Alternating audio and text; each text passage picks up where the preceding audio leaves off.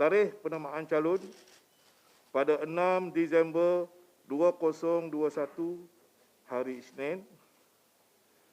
Tarikh mengundi awal pada 14 Disember 2021 hari Selasa. Tarikh hari mengundi pada 18 Disember 2021 hari Sabtu. Baiklah, itu yang kita dengarkan PC Sidang Media Suruhanjaya Pilihan Raya pagi tadi. Saya Asim Hassan dan ini agenda awani yang mana akan kita bawakan, kita kupas pasca Sidang Media Suruhanjaya Pilihan Raya itu, di mana adakah tarikh-tarikh yang diumumkan, iaitu hari penamaan calon pada 6 Disember iaitu Isnin, hari mengundi awal pada 14 Disember iaitu Selasa, manakala hari mengundi pilihan raya negeri ke-12 Sarawak pada 18 Disember ini. Bersama saya untuk agenda awani kali ini adalah pensyarah Fakulti Sains Sosial dan Kemanusiaan UNIMAS, juga penganalisis politik Sarawak yang cukup terkenal, Saudara Dick Lembang Dugun. Apa khabar tuan? Khabar baik. Terima kasih atas undangan pada hari ini. Ya. Baik tuan, teka-teki mengenai tarikh-tarikh keramat PRN ini sudah pun kita ketahui. Ya. 3 tarikh penting itu sudah kita tahu, yang mana penamaan, seperti saya katakan tadi, penamaan calon, undi awal dan hari mengundi itu pada 18 hari bulan. Melihat kepada tarikh itu tuan, pandangan tuan yang pertama. Ya, bila kita memang ramai yang sudah menyangka tentang tarikh-tarikh ini, ramalan-ramalan ini ada yang tepat, ada yang tergelincir sikit, dan bila kita tengok 6 hari bulan penamaan calon dan tempoh berkempen lebih kurang dalam 11 hari, lepas itu pada 18 hari bulan adalah hari pengundian, dan saya rasa ini tarikh yang penting dan signifikan disebabkan bila kita melihat kepada proses keadaan di Sarawak ini itu sendiri, bahawa bila kita kalau kita pilih tarikh selepas Christmas ataupun dekat sangat dengan Christmas ataupun Tahun Baru Cina, itu dua perayaan yang akan berlangsung pada hujung tahun ini. So mungkin diawalkan tarikh itu seperti 18 itu adalah tepat, dan saya percaya untuk mengelakkan keadaan cuaca mungkin berubah pada hujung tahun dan selalunya monsun musim landas, monsun tengkujuh boleh berlaku. Bagaimana tuan melihat tarikh ini cukup ideal untuk diadakan, tetapi bagaimanapun terpaksa juga diadakan sebab proklamasi darurat itu sudah ditamatkan. Betul. So apa pandangan tuan? Ya, memang itu tidak kita dapat kita nafikan bahawa kos itu sendiri memang boleh membebankan rakyat. Itu yang selalu diutarakan oleh ahli-ahli akademik bahawa sekiranya dapat dilaksanakan, rakyat yang di luar Sarawak semasa PRN Sarawak ini dibenarkan mengundi di tempat mereka masing-masing, di mana mereka berada. Seperti kalau di KL, di Selangor, di Johor, adakan satu tempat kawasan mengundi khas untuk rakyat Sarawak.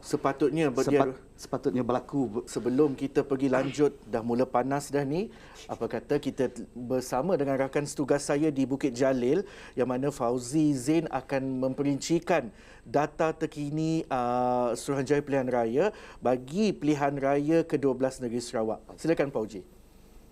Baik, terima kasih Asim yang berada di studio mini di Kuching, dan sudah tentu seperti yang Asim katakan, kita melihat kepada Sarawak memilih kepada tarikh-tarikh penting yang diumumkan PRN ke-12 Sarawak. Sudah tentu kita melihat kepada tarikh-tarikhnya, iaitu penamaan calon 6 Disember 2021, 14 Disember 2021 adalah bagi undi awal, dan kemudian hari pengundian adalah pada 18 Disember 2021. Kemudian kita melihat juga kepada berikutnya adalah berkaitan dengan daftar pemilih, iaitu seramai 1.2 juta ataupun lebih tepat lagi 1,252,014 orang pengundi di negeri Sarawak layak mengundi pada PRN ke-12, dan juga mereka juga terdiri daripada pengundi biasa, anggota tentera dan juga pasangan, anggota polis dan pasangan, serta pengundi yang tidak hadir di luar negara. Kita ikut dan kita lihat pada pecahannya, menyaksikan sudah tentu paling tinggi adalah pengundi biasa, jumlahnya adalah 228,858. Kemudian kita melihat kepada angka ataupun pengundi daripada golongan tentera dan juga pasangan 12,585 pengundi, polis dan juga pasangan 10,458 pengundi dan bagi pengundi tidak hadir luar negara adalah 113 pengundi. Kemudian kita melihat kepada data yang berikutnya adalah sudah tentu melihat kepada pengundi orang kurang upaya OKU yang akan mengundi di saluran 1 iaitu seramai 13,871 orang pengundi OKU yang mana telah pun dikenal pasti dan juga mereka adalah yang berdaftar dengan Jabatan Kebajikan Masyarakat JKM. Kemudian kita melihat kepada data yang berikutnya iaitu berkaitan dengan pusat pengundian kerana difahamkan dan juga dalam sidang media oleh SPR pada siang tadi yang mana menyatakan 82 pusat penamaan calon dan juga 82 pusat penjumlahan rasmi undi akan digunakan pada pilihan raya negeri ke-12 ini. 1,951 buah premis akan digunakan sebagai pusat mengundi melibatkan 3,666 saluran mengundi dan daripada jumlah itu 1,866 adalah pusat mengundi biasa yang mengandungi 3,555 saluran dan juga difahamkan sebanyak 85 pusat mengundi awal melibatkan 111 saluran mengundi awal yang akan digunakan. Yang anda saksikan di skrin pada ketika ini pusat mengundi biasa dibuka pada 7.30 pagi sehingga 5 petang, jumlahnya adalah 346. Manakala kita juga melihat pada 8 pagi ke 5 petang juga jumlah pusat mengundi biasa dibuka adalah 1,520 pusat mengundi. Berikutnya kita lihat kepada dapatan seterusnya bagi pusat mengundi awal 8 pagi hingga 12.30 hari 11 pusat mengundi, 8 pagi hingga 2 petang 20 pusat mengundi awal dibuka dan kemudian 8 pagi hingga 5 petang adalah pusat mengundi awal yang dibuka adalah 54. Kemudiannya saya ingin kongsikan kepada anda melihat kepada dapatan-dapatan dan juga data-data pada ketika ini iaitu berkaitan dengan apa yang dimaklumkan oleh SPR pada siang tadi iaitu melihat kepada peratus keluar mengundi yang disasarkan adalah 70% pada PRN Sarawak yang ke-12 ini. Antara lain untuk mencapai sasaran itu bagi menggalakkan pengundi supaya keluar menunaikan tanggungjawab mereka pada hari mengundi, SPR akan melaksanakan kempen Jom Kita Undi. Dan kalau anda saksikan, ini adalah perbandingan data-data yang kami kumpulkan daripada tahun 1969 sehinggalah tahun 2016. Paling tinggi peratusan yang keluar mengundi yang kita boleh saksikan adalah pada PRN yang pada 1969 iaitu 80% dan paling akhir sekali iaitu pada PRN yang ke-11 iaitu pada tahun 2016 jumlah peratus keluar mengundi PRN Sarawak adalah sebanyak 70%. Dan seperti yang saya maklumkan awal tadi, SPR juga telah mensasarkan dan juga menjangkakan peratusan keluar bagi PRN Sarawak ke-12 pada kali ini iaitu adalah 70%. Saya kira itu saja untuk waktu ini Asim yang boleh saya kongsikan dapatan-dapatan dan juga data-data yang kami kumpulkan khususnya melihat kepada PRN Sarawak yang ke-12. Kita kembali kepada Asim di studio mini kita di Kuching. Asim. Baiklah, terima kasih Fauzi. Itu data yang kita ada, perinciannya data setakat 2 November 2021. Okey, baiklah. Tuan, kalau kita boleh melihat tadi Tuan kata SOP itu patutnya lebih awal ada untuk orang kata pengundi-pengundi di Semenanjung tak payah balik dalam kita melihat kepada kos sara hidup dan kos untuk balik itu sendiri. Tetapi saya ingin melihat pada sidang media pagi tadi, tiada dinyatakan SOP berkenaan PRN Sarawak ke-12 ini. Yang mana jika di Melaka, pengerusi SPR Datuk Abdul Ghani Saleh ada menyatakan bahawa SOP di Sarawak tidak akan sama dengan di Melaka. Okey, bagaimana Tuan melihat perkara itu, Tuan? Ini yang perkara yang perlu dilakukan secepat mungkin oleh pihak SPR. Mengambil kira supaya kita mengeluarkan SOP itu awal, bukan bila dah nak penamaan calon terus nak keluarkan. Kalau boleh dalam hari Isnin depan kita boleh terus keluarkan SOP supaya pendedahan, penerimaan rakyat dengan calon itu sekali saya Maknanya, rasa penting. Kita nak melihat sekarang ni pilihan raya tanggungjawab rakyat untuk mengundi. Betul. dan juga adil untuk calon itu bersiap siaga dengan SOP yang ditetapkan bagi sama-sama memandu demokrasi itu, Tuan. Ya, memang itu yang perlu dilakukan. Sebab kita membuat pilihan raya dalam kita menghadapi pandemik ataupun sekarang kita sudah beralih ke fasa endemik. Tetapi bila kita melakukan pilihan raya ini, kita jangan lupa bahawa elemen-elemen demokrasi itu mesti kita serlahkan juga. Jangan dijadikan batu penghalang SOP yang ini, yang itu. Ini akan membantutkan proses demokrasi itu. Itu pada pandangan saya. Okey, Tuan, kalau Tuan bercakap tadi tentang, kita bercakap sebenarnya berdua tentang proses demokrasi, maknanya perlunya juga SOP yang kita cakapkan perlunya lebih awal, seperti Tuan katakan, perlu dinyatakan lebih awal. Maknanya ini akan memudahkan gerak kerja kempen, betul? Ya, itu okey, memang betul. Tuan, sebelum kita berhenti rehat seketika nanti, okey, saya nak tanya dulu Tuan, dan mungkin Tuan akan melihat kepada sesuatu calon itu perlu mendampingi rakyat, perlu ada personal touch. Ya. Okey, bagaimana Tuan melihat perkara itu dalam keadaan pandemik kita sekarang? Ini adalah salah satu kekangan sebenarnya bila kita tengok kepada PRN Melaka yang lepas, di mana personal touch itu memang susah untuk dilakukan. Dan di Sarawak ini, bila kita tengok calon, terutama calon-calon yang baharu ini nanti, muka-muka baharu ini yang memerlukan pendedahan dan pendekatan yang personal touch ini tadi, bersemuka dengan penghuni. So, saya rasa perkara ini amat perlu dipikirkan bagaimana cara dia, bagaimana pendekatan yang strategi politik ini oleh parti-parti politik yang akan bertanding nanti. Baik.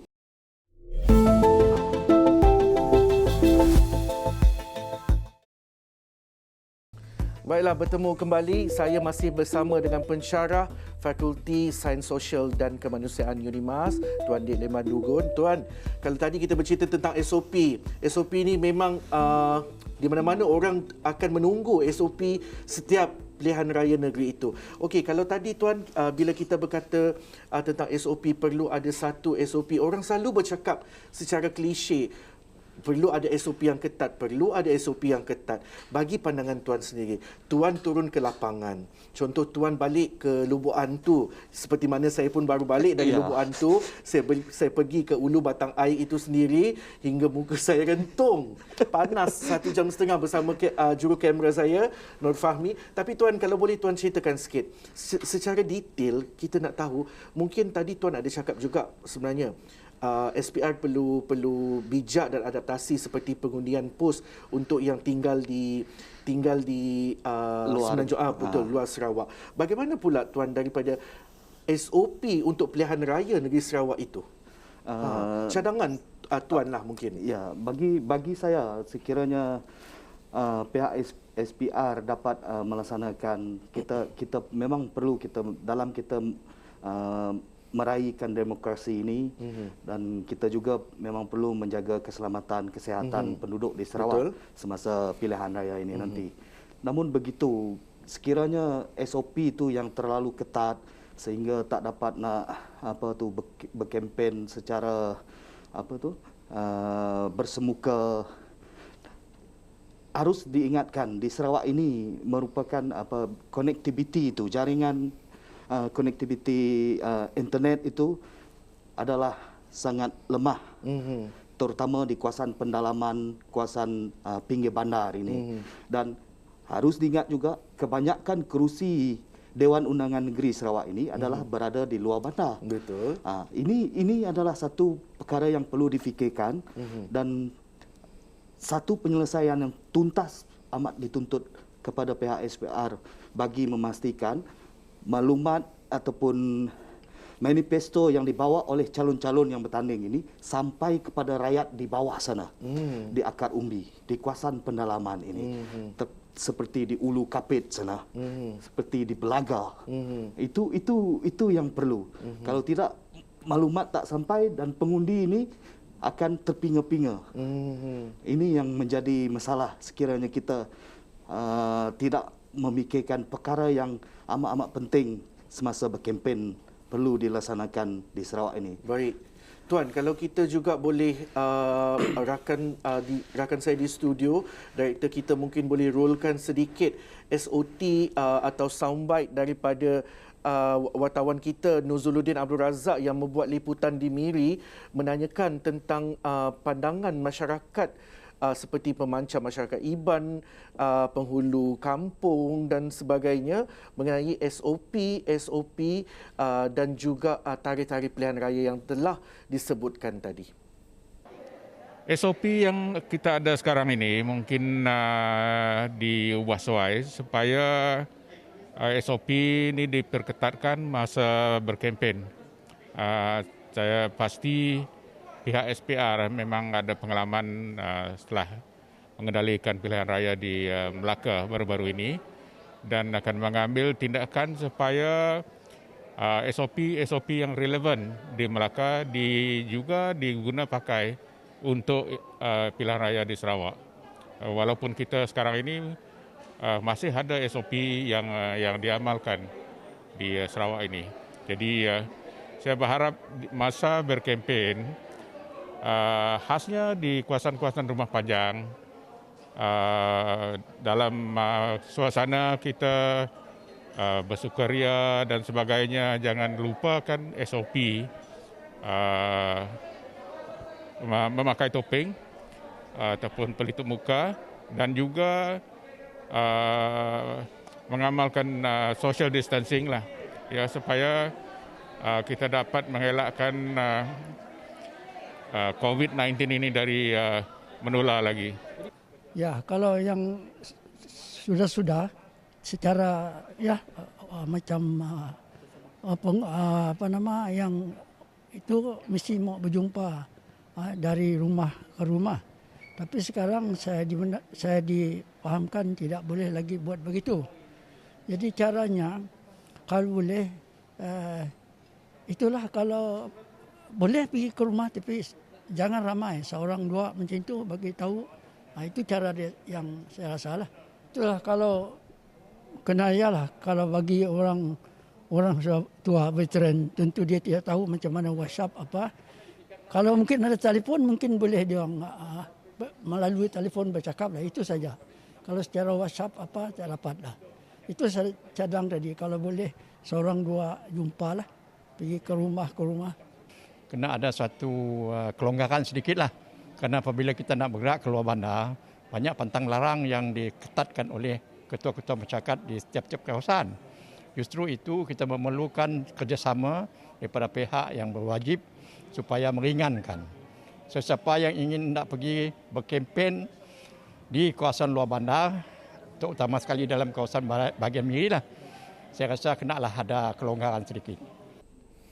Baiklah, Tuan, jika kita dengarkan tadi SOT tersebut, soundbite tersebut, rata-rata para pemimpin masyarakat dan juga masyarakat terutamanya di Miri mahukan satu SOP yang dikeluarkan lebih awal supaya proses demokrasi itu, hak pengundi itu boleh dilakukan dalam masa sama, hak calon itu boleh diketengahkan. Maknanya diorang punya manifesto, seperti mana Tuan katakan tadi, calon-calon muda terutamanya yang ditampilkan pada pilihan raya kali ini. Okey Tuan, kalau itulah harapannya, dan Tuan pun sendiri sudah menyatakan kepada pandangan Tuan kepada, maknanya kepada SPR perlu dengan cepat mengeluarkan SOP berkenaan. Kita beralih dulu kepada SOP itu, kita simpan dulu SOP yang mana kalau kita lihat pada PRU, kita melihat pula kepada peratusan keluar mengundi macam saya katakan tadi. Sebelum kita boleh terlihat tadi saya katakan, adakah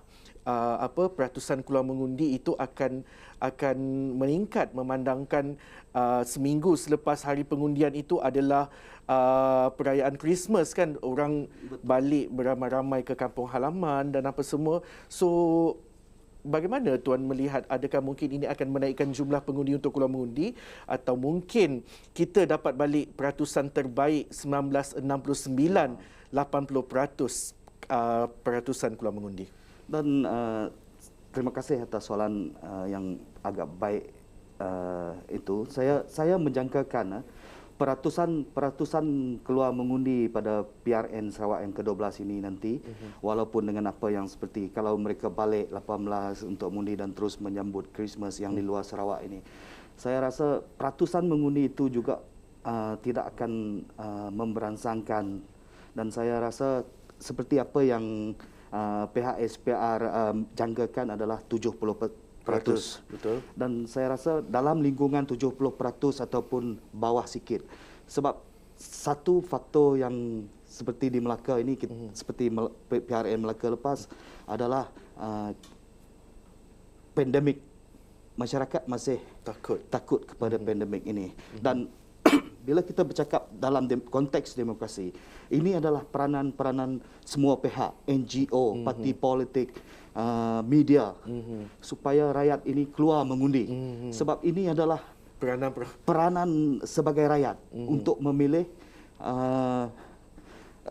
wakil yang akan menyuarakan hak kita. So maknanya jika keperatusan mengundi itu sedikit, maknanya kerajaan yang membentuk nanti juga boleh dipertikaikan juga, Tuan, kalau kita lihat di situ, ya? Ini dalam sistem demokrasi memang betul. Memang boleh kita pertikaikan. Sebab kenapa? Bukan mewakili suara majoriti rakyat yang mengundi. Dan bila kita bercakap tentang ini, saya rasa sudah mula dari sekarang kita harus menyedarkan betapa pentingnya undi itu, keluar mengundi itu, walaupun dalam situasi pandemik. Dan memang kita difahamkan bahawa bila hari pengundian itu, SOP memang berjalan seperti biasa, di mana keadaan untuk berkumpul beramai-ramai itu takkan berlaku. Itu, Tuan, bila saya pergi ke Rumah Panjang melihat kepada keadaan suasana Rumah Panjang, ada 33 pintu, ada 20 pintu, ada mungkin ada lebih. Betul. Yang saya pergi. So, kesedaran, kalau kita tengok, ada kesedaran dalam kalangan masyarakat untuk mematuhi SOP itu. Tetapi bila kita melihat kepada sesuatu macam kempen itu, kan, Tuan, bagaimana Tuan melihat kempen kali ini? Perlunya macam tak perlu ramai-ramai ke untuk jentera parti itu bersama-sama dengan wakil rakyat calon tersebut untuk pergi ke Rumah Panjang, memandangkan Rumah Panjang tu pun memang dah padat. Betul. Dengan calon datang, cukuplah calon datang dengan berapa, mungkin 1 atau 2 orang pegawai saja ke apa, Tuan? Ini adalah salah satu bila kita mengadakan pilihan raya dekat musim pandemik macam ini ataupun endemik. Seperti yang kita sedia maklum, kalau sebelum ini pilihan raya negeri Sarawak ataupun mana-mana pilihan raya memang merupakan salah satu pesta demokrasi. Betul.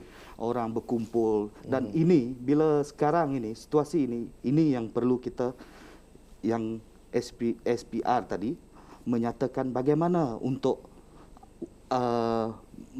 mengadakan kempen secara bersemuka ataupun just calon ke 2-3 orang ke pegawai seperti yang Tuan nyatakan tadi boleh pergi, dan bagaimana dalam situasi itu, bagaimana apa yang perlu dilakukan. Just setakat bercakap tentang manifesto, lepas itu balik macam itu. Okey. Tuan, kalau kita melihat saya hanya berbagi sedikit masa lagi, tapi saya nak tanya beberapa soalan sebenarnya. Maaf Tuan Director, tapi saya kena tanya. Okey, dalam tempoh 4 hari atau 5 hari lagi, baru-baru ini rakan saya Nuzuluddin di Miri ada menyatakan GPS akan mengumumkan calon pada 4 Disember, 2 hari sebelum penamaan calon. Dan parti-parti lain, macam mana Tuan melihat perkara itu? Sebab kita tahu minggu ini merupakan minggu-minggu yang akan sibuk. Betul. Untuk pengumuman calon, Tuan. Ya. Kalau saya jangkakan dan saya rasa bila dari pihak GPS Gabungan Parti Sarawak ini, mereka akan seperti yang Tuan nyatakan, maybe mengumumkan pada 4 Disember nama-nama calon, dan saya rasa akan ada beberapa muka baharu. Muka baharu bukan semestinya orang muda. Itu yang menjadi persoalannya. Adakah parti-parti politik yang akan bertanding dalam PRN ke-12 ini mengemukakan calon muda yang berkarisma, intelektual, dan mempunyai rasa empati kepada rakyat. Ini yang akan menjadi persoalan. Muka baru kalau umur 60-70 So apa ini yang perlu ditanya, dilihat. So maknanya muka baru itu perlu ditampilkan dengan karisma, berwibawa, ada empati kepada rakyat, mahu membantu rakyat di kawasan yang diwakili.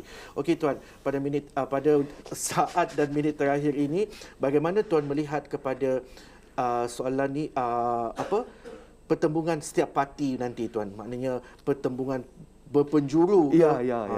Ini memang sudah kita dapat ramalkan ataupun semua boleh melihat. Saya rasa pada pilihan raya PRN ke-12 ini akan banyak penjuru.